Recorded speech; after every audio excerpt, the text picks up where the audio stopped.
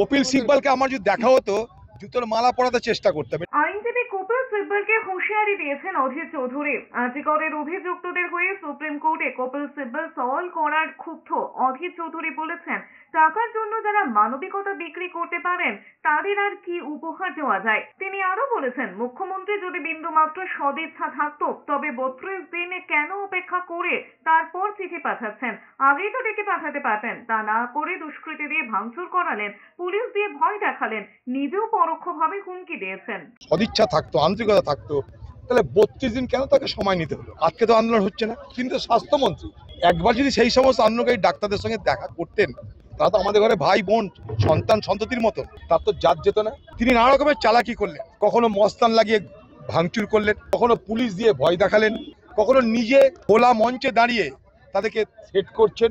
সবকিছু যখন কাজে লাগলো না, এত কিছু চেষ্টার পরেও, তখন তিনি আবার আলোচনার টেবিলে তাদেরকে ডেকে আরেকটা নৌটঙ্কি করছেন, নাটক করছেন।